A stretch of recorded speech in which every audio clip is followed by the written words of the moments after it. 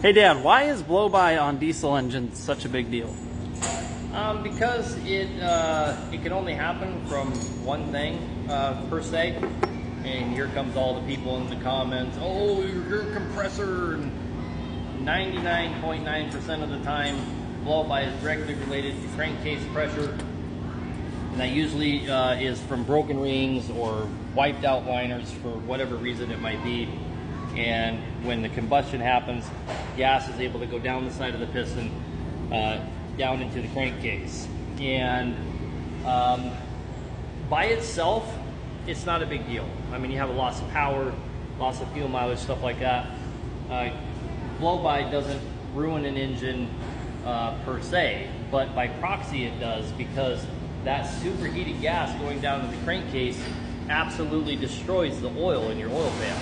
And it's getting your oil to ungodly temperatures, cooks it, destroys it.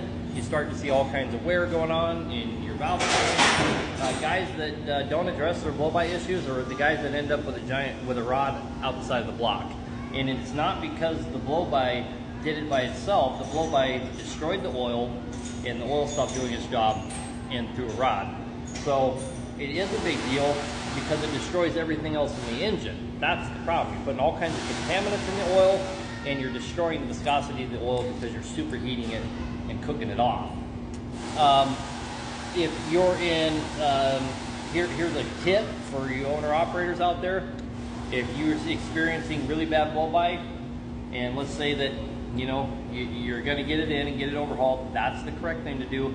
But in the meantime, while you're waiting, if you got to run it for 3 weeks while your parts show up or this or that, what you need to do is you need to change your oil change intervals to about every 3,000 to 4,000 miles.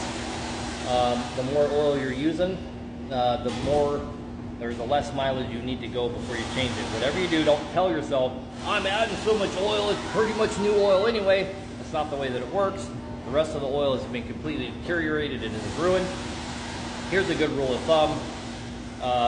If you're burning a gallon of oil, you don't have any leaks, of course, and you're burning about a gallon of oil in 10,000 miles, you probably need to start taking oil samples. If you're burning 2 gallons of oil in 10,000 miles, you need to start looking for a shop to rebuild it, and you probably need to increase or decrease the amount of mileage on your oil change intervals. If you're burning 3 gallons of oil in 10,000 miles, you probably need to start thinking about parking the truck. That's a good rule of thumb, in my opinion.